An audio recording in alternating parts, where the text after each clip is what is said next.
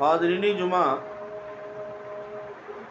یہ رمضان المبارک کا مہینہ جو ہمارے سروں سے گزر رہا ہے، جس کے روزے کو اللہ رب العالمین نے فرض قرار دیا ہے، اسے رمضان کیوں کہا جاتا ہے یا رمضان کے معنی کیا ہوتے ہیں؟ تو اگر ڈکشنری اعتبار سے دیکھا جائے تو رمضان یہ رمضہ سے بنا ہوا ہے، اور رمضہ کہتے ہیں جلا دینے کو، خاک کر دینے کو۔ رمضان کو رمضان اسی لیے کہا جاتا ہے کہ یہ مہینہ بھی ہمارے گناہوں، غلطیوں، کوتاہیوں، لغزشوں کو جلا دیتا ہے، خاک کر دیتا ہے، اس کو نیست و نابود کر دیتا ہے۔ یعنی دیگر مہینوں میں جو ہم گناہ کے کام، نافرمانی کے کام کرتے ہیں، تو رمضان المبارک کے مہینے میں اللہ رب العالمین جب سرکش شیاطین کو قید کر دیتا ہے، ہمیں بہکانے والا شیطان جب قید ہو جاتا ہے، تو ہم اللہ کی طرف رجوع کرتے ہیں، اللہ کی طرف لوٹتے ہیں۔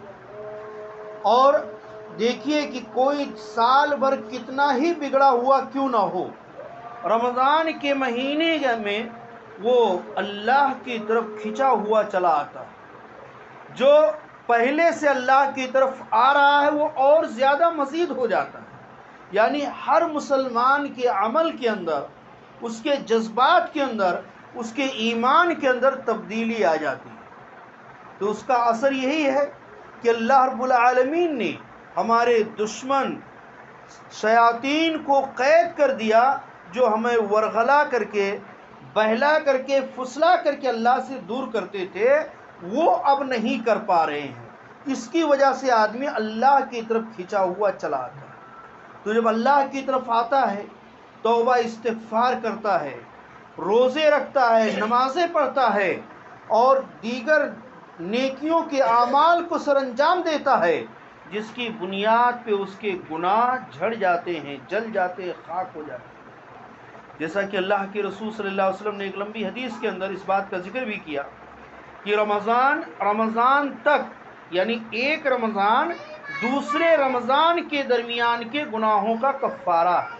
یعنی جیسے مثال کے طور پہ پچھلا رمضان کا روزہ ہم نے رکھا تھا، یہ رمضان کا روزہ رکھ رہے ہیں، یہ 11 مہینے کے درمیان جو بھی صغیرہ گناہ ہوئے، چھوٹے چھوٹے گناہ جو ہم سے سرزد ہوئے، جس کا ہمیں کبھی شعور ہوتا ہے اور کبھی شعور نہیں بھی ہو پاتا ہے، اور گناہ ہم سے ہو جاتے ہیں، وہ تمام 11 مہینوں کے صغیرہ گناہوں کے لیے یہ رمضان کفارہ بن جاتا ہے۔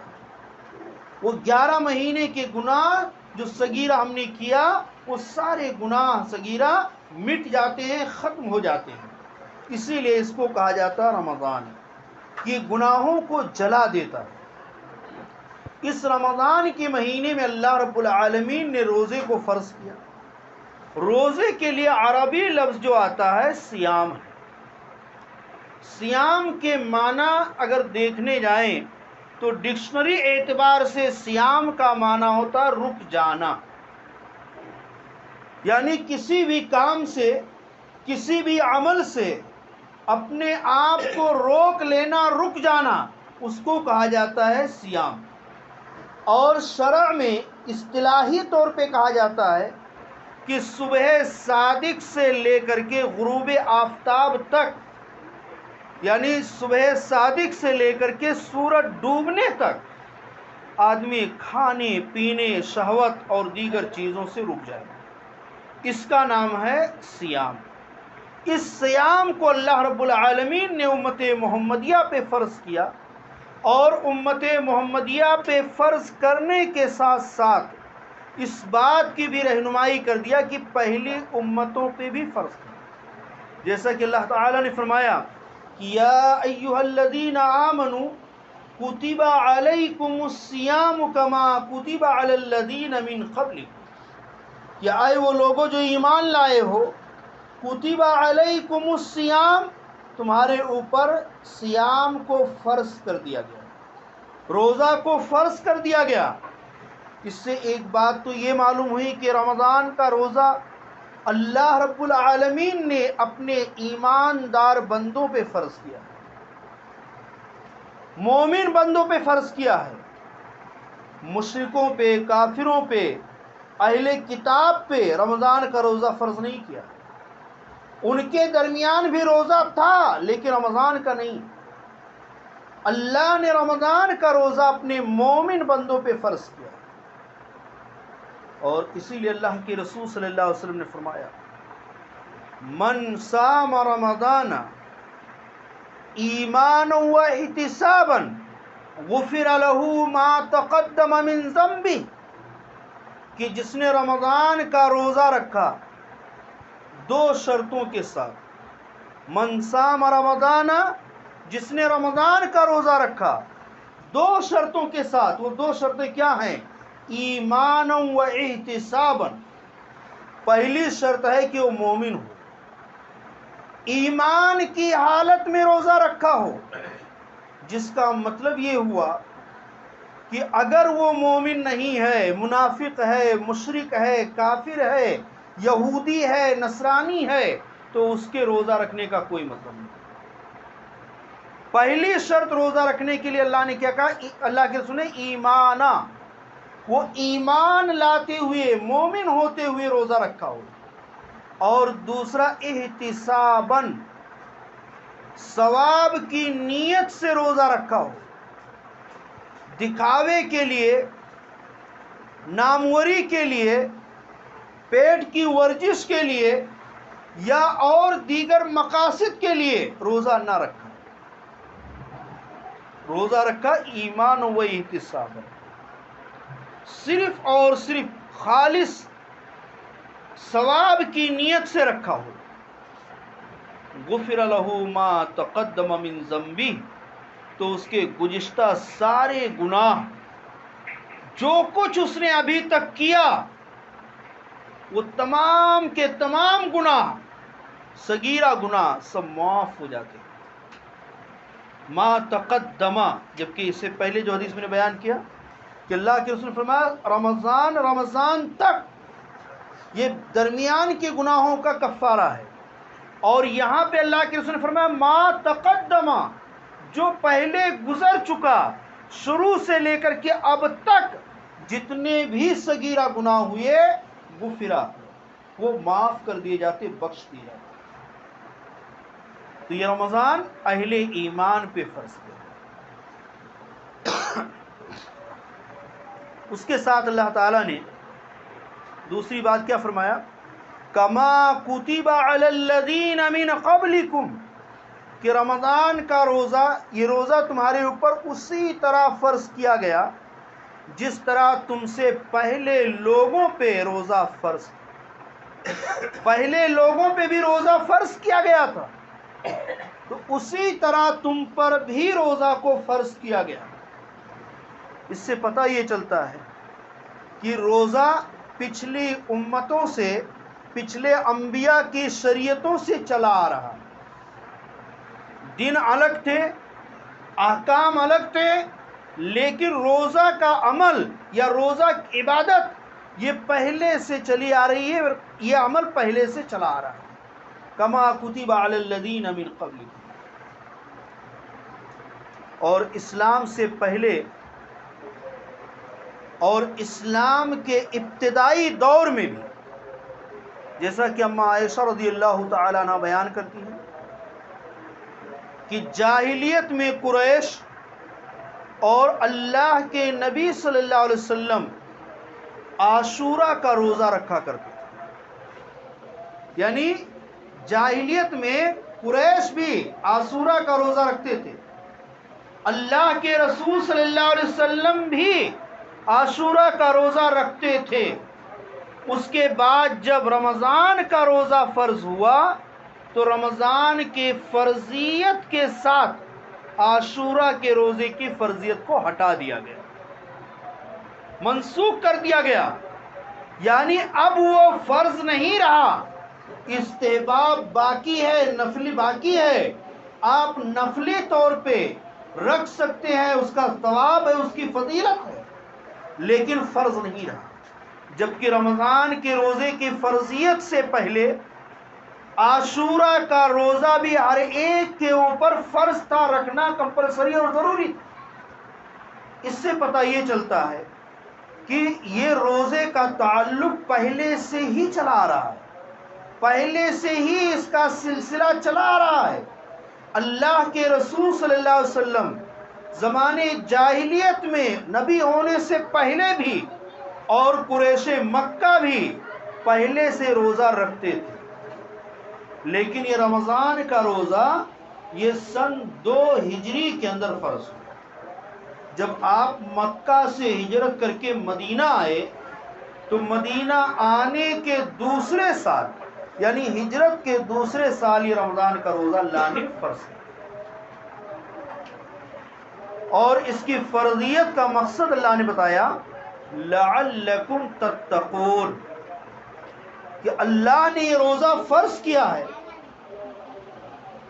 اپنے بندوں پہ مشکلات ڈالنے کے لیے، انہیں بھوکا پیاسا رکھنے کے لیے، انہیں تکلیف دینے کے لیے نہیں، بلکہ رمضان کا روزہ فرض کیا لعلکم تتقون، تاکہ تم متقی بن جاؤ، پرہیزگار بن جاؤ۔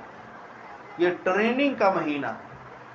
اللہ نے ہمارے تقوی کے لیے ہمیں ٹرینڈ کرنے کا، مشاقی کرنے کا یہ مہینہ ہمیں دیا ہے کہ اس میں ہم اپنے آپ کو ٹرینڈ کریں، ٹریننگ کریں، مشق کریں، اور تقوی کو حاصل کرنے، متقی پرہیزگار بننے کے لیے ہم اس میں مشق کر کے باقی کے اگلے 11 مہینے اسی طرز پہ بتائیں۔ ہم دیکھتے ہیں دنیاوی اعتبار سے کہ چاہے وہ فوجی ہوں یا اسی طرح کسی بھی ڈپارٹمنٹ کے لوگ ہوں، دنیاوی اعتبار سے سال بھر وہ عمل کرتے ہیں اور سال میں کچھ دن ان کے لیے پریکٹس کا ہوتا ہے، مشاقی کا ہوتا ہے، ٹریننگ کا ہوتا ہے۔ حتیٰ کہ ٹیچنگ کورس میں بھی ٹیچر کی بھی جو ہے ٹریننگ ہوتی ہے۔ آپ جس ڈپارٹمنٹ میں بھی چلے جائیں، ہر ڈپارٹمنٹ میں ٹریننگ کورس ہوتا ہے، ٹریننگ پیریڈ ہوتی ہے، ان کو ٹرینڈ کیا جاتا ہے، اور ٹرینڈ کرنے کے بعد سال بھر اسی طرز پہ وہ عمل کرتے ہیں، اور پھر سال پورا ہونے پر ایک مرتبہ پھر ان کو ٹرینڈ کرنے کے لیے اکٹھا کیا جاتا ہے۔ اللہ تعالیٰ نے بھی ہمیں سال بھر اس کے احکام پہ ہم کیسے عمل پیرا رہیں، اس کی اطاعت کو کیسے ہم لازم پکڑیں، اس کی فرما برداری کیسے کریں، اس بات کو ٹرینڈ کرنے کے لیے، مشق کرنے کے لیے یہ رمضان کا روزہ اللہ نے فرض کر دیا۔ کیسے؟ سال بھر ہم دیکھتے ہیں، ہم بہت سارے اعمال میں غور کریں کہ ایک بات کو ہم جانتے ہیں کہ یہ غلط ہے، شریعت کے خلاف ہے، شریعت اس طرح سے نہیں چاہتی ہے، شریعت کا حکم ایسا نہیں ہے، لیکن تساہلی میں، غفلت میں، سستی اور کاہلی میں ہم وہ عمل کرتے جاتے ہیں، جانکاری بھی ہے، سمجھتے بھی ہیں غلط ہے، لیکن کرتے جاتے ہیں، اس کی کوئی خاص پرواہ نہیں کرتے۔ اللہ کی نافرمانی ہو رہی ہے، رسول کی نافرمانی ہو رہی ہے، شریعت کی مخالفت ہو رہی ہے، پھر بھی ہم کرتے جا رہے ہیں۔ لیکن دیکھیے روزہ، کہ جب ہم روزہ رکھتے ہیں ہمیں تنہائی بھی نصیب ہوتی ہے، گھر میں بند کمرے میں اکیلے بھی ہوتے ہیں، فریج کا ٹھنڈا پانی بھی موجود ہوتا ہے، گلا پیاس کے مارے سوکھ رہا ہوتا ہے، لیکن پھر بھی اللہ کی فرما برداری کرتے ہم پانی کا ایک گھونٹ نہیں اتارتے، نہیں پیتے ہیں۔ تنہائی بھی ہے، پانی بھی موجود ہے، گلا خشک بھی ہو رہا ہے، پیاس سے حالت خراب ہو رہی ہے، لیکن اللہ کا حکم ہے، اللہ کی فرما برداری ہے، اس کو ہم سمجھ کر کے، اس کی فرما برداری کر کے ہم اس پانی کا ایک گھونٹ بھی اپنے گلے کے نیچے اندر نہیں اتارتے۔ تو اللہ رب العالمین ہمیں اس بات سے یہ ٹرین کرنا چاہتا ہے کہ جس طرح سے تم نے یہاں میری فرما برداری کی، ساری سہولیت موجود ہونے کے باوجود تم نے نافرمانی نہیں کیا، روزے کو برقرار رکھا، تم یہ جانتے رہے کہ اللہ اوپر سے دیکھ رہا ہے، اگرچہ ہم تنہا کیوں نہ ہوں لیکن اللہ دیکھ رہا، نہ تم نے کھایا نہ پیا، روزے کو مکمل کیا۔ تو یہی طریقہ، یہی ٹرینڈ، یہی مشاکی سال کے 12 مہینوں میں اور ہمیشہ ہر معاملے میں بھی یہی رکھو کہ جہاں بھی اللہ کے خلاف کرنے کی جرات ہو، شریعت کے خلاف کرنے کی جرات ہو، تو رمضان کو یاد کرو کہ کس طرح سے ہم نے پانی نہیں پیا اللہ دیکھ رہا ہے، اسی طرح سے اللہ یہاں بھی دیکھ رہا ہے، یہاں بھی اللہ کا حکم ہے۔ رمضان میں پانی نہ پینا اللہ کا حکم تھا، ہم نے اس کی پاسداری کیا نہیں پیا، تو یہاں بھی اللہ کا حکم ہے اس کو نہ کرو، رک جاؤ، یہاں بھی اللہ دیکھ رہا ہے۔ اسی طرح سے اس میں ایک ٹریننگ جو ہے اللہ رب العالمین کی نعمتوں کی ناقدری کی، جو ہم پورا سال کے 12 مہینے ناقدری کرتے رہتے ہیں، اس کی بھی ٹریننگ ہوتی ہے کہ ہم اللہ کی نعمتوں کی قدر کیسے کریں۔ فجر میں سحری کے وقت ہم نے بھرپیٹ کھانا کھایا، پانی پیا، افطاری میں بھرپیٹ کھائیں گے پیئیں گے، صرف ایک ٹائم کا کھانا دوپہر کا نہیں کھانا ہے، اور دن بھر پانی نہیں پینا ہے، بس اتنا ہی ہے۔ لیکن کیسے ہماری حالت خراب ہوتی، کیسے ہم کمزوری محسوس کرتے ہیں، کیسے ہم تکلیف محسوس کرتے ہیں۔ اللہ نے یہاں ٹرین کیا کہ اے میرے بندو، میں نے تمہیں فراوانی دی، تم نے میری نعمتوں کی ناقدری کی، اس کو غلط سلط استعمال کیا، دیکھو میرے نعمتوں کی کتنی قدر ہے کہ جو ہمارے بندے سال بھر اسی طرح بھوکے پیاسے رہتے ہیں، 2 ٹائم برابر ان کو کھانا نصیب نہیں ہوتا، کبھی ایک ٹائم کھایا تو ایک ٹائم اپاس کیا، انہیں ٹھنڈا اور لذیذ پانی نہیں ملتا، گرم پانی پیتے یا ایسے ہی سپلائی کا پانی پی لیتے، کوئی بسلیری کوئی صاف پانی نہیں ملتا، اور تم خود کھاتے بھی ہو اور کھانے سے زیادہ پھینک بھی دیتے ہو۔ آج ہمارے بہت سے گھروں میں دیکھیے، کھانا اگر بچ گیا ہے باسی ہو، اس کو نہیں کھایا جاتا۔ شادی بیاہ لے لیجئے کہ بڑی بڑی شادیوں میں جتنا کھانا پھینکا جاتا ہے اتنے میں ایک چھوٹے گھرانے کی شادی ہو جائے گی۔ یہ سب ناقدری کی اللہ رب العالمین نے یہاں مشاکی کرا کہ میری نعمتوں کی قدر کرو، کہ بھوک اور پیاس برداشت کرنے والے میرے بندے جو ہیں وہ کس طرح سے ایک ایک دانے کے لیے، ایک ایک خوراک کے لیے تڑپ رہے ہیں، ان کے درد کو سمجھو۔ اور ہم نے تمہیں دیا ہے تو غلط سلط نہ استعمال کر کے، فضولیات میں نہ استعمال کر کے، اپنی ضرورت بھر معروف طریقے سے استعمال کرو، اور باقی جو اللہ رب العالمین نے تمہیں بیلنس دیا ہے اس کے ذریعہ غریب اور محتاج کی خبرگیری کرو، بیواؤں اور یتیموں کی خبرگیری کرو، ان کا سہارا بنو۔ ہم نے نعمت دیا ہے تو نعمت کی قدر کرو۔ اس طرح سے اللہ رب العالمین نے اس رمضان کے مہینے میں ہمیں اس بات کی بھی ٹریننگ دی، اور یہ رمضان کا روزہ یہ ایسے ہی بھوکے پیاسے رہنے کا یا یوں ہی بغیر کھائے پیے منہ لٹکائے رہنے کا نام نہیں، بلکہ جہاں کھانا پینا اور شہوت کو چھوڑنا ہے وہیں پہ بہت ساری چیزوں کو بھی چھوڑنا ہے۔ غیبت ہے، چغلی ہے، کسی کی جو ہے برائی ہے، جھوٹ ہے، فریب ہے، یا اس طرح کی جتنی بھی باتیں ہیں جو اخلاق کے عادات کے خلاف ہیں، ان تمام کو چھوڑنے کا نام روزہ۔ اللہ کے رسول صلی اللہ علیہ وسلم نے فرمایا من لم یدع قول الزور، کہ جو قول الزور کو نہ چھوڑے۔ قول الزور کہتے ہیں جھوٹی بات، یعنی جھوٹ بولنا، جھوٹ پہ عمل کرنا جو نہ چھوڑے، تو اللہ کے رسول نے فرمایا کہ اللہ کو کوئی حاجت نہیں، کوئی ضرورت نہیں ہے کہ وہ اپنا کھانا پانی چھوڑ کر کے. مطلب کیا ہے کہ اس کے کھانا پانی چھوڑنے کا اللہ رب العالمین کو کوئی ضرورت نہیں ہے. اس کا روزہ فائدے مند نہیں ہے، وہ اپنے آپ کو بھوکا پیاسا رکھ کر کے صرف تکلیف دے رہا ہے، بس اس سے زیادہ کچھ بھی نہیں ہے. وہ روزے کی فضیلت سے، اس کے ثواب سے محروم رہے گا.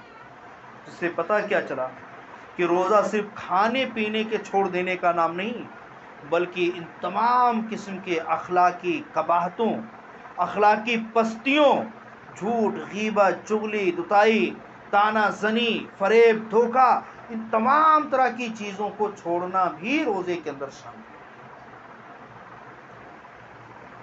اسی طرح سے اللہ کے رسول صلی اللہ علیہ وسلم نے اس روزے کی اہمیت کو بتلاتے ہوئے کہا کہ روزے دار کے لیے دو فرحتیں ہیں، دو خوشی کی گھڑیاں ہیں، دو اوقات ہیں خوشی کے. ایک روزہ افطار کرنے کے وقت جب افطاری کی جاتی تو ایک طرح کی فرحت ہوتی ہے، مسرت ہوتی ہے. دن بھر پیاسے تھے، گلا خشک ہو گیا تھا، ابھی سامنے ٹھنڈا پانی موجود ہے، شربت موجود ہے، اچھی اچھی افطاریاں موجود ہیں، کتنی خوشی ہوتی. اور اس خوشی کے وقت میں اللہ رب العالمین دعاؤں کو بھی قبول کرتا ہے. اللہ کے رسول صلی اللہ علیہ وسلم نے اس بات کی طرف رہنمائی کی کہ افطار کے وقت کی دعا قبول ہوتی ہے، لہذا خوشی میں ہم دعاؤں کو نہ بھولیں، وہاں زیادہ سے زیادہ دعائیں بھی کریں کہ اس وقت دعا بھی قبول ہوتی ہے. اور ایک خوشی کی گھڑی ہوگی جب بندہ قیامت کے دن رب سے ملاقات کرے. ایک دنیا میں خوشی روزہ رکھنے کا، روزے دار کے لیے دنیا میں خوشی کہ افطار کے وقت کھانے کی، پینے کی، اپنے روزہ مکمل کرنے کی خوشی ہوتی ہے. اور قیامت کے دن خوشی ہوگی اس کا اجر و ثواب دیکھ کر کے، اس کا بدلہ پا کر کے. جب رب سے ملاقات کریں گے تب خوشیاں ہوں گی. تو دو خوشیاں. کیسے خوشی ہوگی؟ اللہ کے رسول صلی اللہ علیہ وسلم نے روزے کے تعلق سے فرمایا کہ الصیام جنت. یہ صیام، یہ ڈھال ہے، ڈھال جو پہلے لڑائیوں میں تلواروں سے، تیروں سے بچنے کے لیے استعمال کیا جاتا تھا، اس سے اپنا بچاؤ کیا جاتا تھا. تو جس طرح سے لڑائیوں میں تلوار اور تیر کے وار سے بچنے کے لیے ڈھال آڑ بن جاتا ہے اور انسان کو بچاتا ہے، اسی طرح سے یہ روزہ بھی قیامت کے دن جہنم میں جانے سے ڈھال بن جائے گا، جہنم کی آگ سے ڈھال بن جائے گا اور انسان کو، روزے دار کو جہنم سے بچائے گا. ایک حدیث کے اندر اللہ کے رسول صلی اللہ علیہ وسلم نے فرمایا کہ یہ قرآن اور یہ روزہ، یہ دونوں اپنے رب سے حجت کریں گے، بحث کریں گے، تکرار کریں گے، ڈسکس کریں گے اپنے صاحب کے لیے، یہاں تک کہ اس کو جنت میں داخل کرا دیں گے. قرآن کہے گا کہ اللہ میں نے اس کو اپنے پڑھنے کی وجہ سے رات کو سونے سے روکے رکھا، میں نے اس کو سونے نہیں دیا، میری تلاوت کرنے پڑھنے میں اس نے جاگا، رب جگاہی کی اور رات کو سونے سے رکا رہا. روزہ کہے گا کہ اللہ میں نے اس کو کھانے پینے نہیں دیا، بھوک پیاس لگی رہنے کے باوجود میں نے اس کو کھانے اور پینے سے روکے رکھا، تو اے اللہ تو ہماری سفارش اس کے بارے میں قبول کر لے. اللہ کے رسول نے فرمایا کہ یہ ڈسکس، یہ بحث اس وقت تک کریں گے جب تک کہ جنت میں داخل نہ کرا دیں. یعنی روزہ اور قرآن اللہ سے ڈسکس کر کے، بحث کر کے، حجت کر کے روزہ رکھنے والے، قرآن پڑھنے والے کو جب تک جنت میں داخل نہ کرا دیں تب تک مسلسل اللہ سے بحث کرتے رہیں. اتنی بڑی فضیلت اور اتنا بڑا مرتبہ اور مقام ہے اس روزے کا. اسی لیے اللہ کے رسول صلی اللہ علیہ وسلم نے فرمایا، یہ حدیث قدسی ہے کہ اللہ رب العالمین فرماتا ہے کہ بندے نے روزہ میرے لیے رکھا. تمام اعمال، نماز ہے، زکوٰۃ ہے، حج ہے، عمرہ ہے اور دیگر اعمال ہیں، صدقہ خیرات ہیں، ان تمام اعمال کے نیکیوں کو لکھنے کے لیے اللہ نے فرشتوں کو متعین کیا. لیکن روزہ کے تعلق سے اللہ نے کہا کہ روزہ بندے نے میرے خاطر رکھا، اس کا بدلہ میں ہی دوں گا. اللہ رب العالمین اپنے ہاتھ سے روزے کا بدلہ دے گا، روزے کا انعام اپنے سے دے گا. فرشتوں کے حوالے اس کو لکھنے کے لیے مقرر نہیں کیا. اور اللہ رب العالمین نے اتنا انعام اور اکرام کیوں کیا؟ اس لیے کہ روزے کے اندر دیگر عملوں سے زیادہ خلوص پایا جاتا ہے، للہیت پائی جاتی ہے. اس لیے کہ روزہ ایک ایسا عمل ہے جو صرف اور صرف بندے اور اللہ کے درمیان رہتا ہے. تیسرا اس میں شامل نہیں ہو سکتا، تیسرے کو جانکاری نہیں ہو سکتی. جبکہ باقی اعمال ہوں اس میں تیسرے کو بھی جانکاری ہوتی ہے. ہم نماز پڑھنے آئے ہیں، گھر والے بھی جانتے ہیں نماز پڑھنے گئے، راستے والے نے بھی دیکھا ہے نماز پڑھنے گئے، یہاں سے آنے جانے والے دیکھتے ہیں کہ نماز پڑھنے کے لیے بیٹھے ہوئے. اس عمل کو تیسرا بھی جانتا ہے. حج کرنے جائیں، زکوٰۃ دیں، ان تمام اعمال میں تیسرا بھی جانتا ہے، لیکن روزہ میں تیسرا کوئی نہیں جانتا. آدمی بند کمرے میں کھا لے، کون جانتے؟ سب کے سامنے منہ پوچھ کر کے آ جائے، کون جانے گا کھایا پیا ہے کہ روزہ ہے؟ یہ خالص اللہ رب العالمین اور بندے کے درمیان کا معاملہ ہے. جو روزہ رکھتا ہے وہ جانتا ہے میں روزے سے ہوں، اور اللہ رب العالمین جانتا ہے کہ ہاں میرا یہ بندہ روزے سے ہے.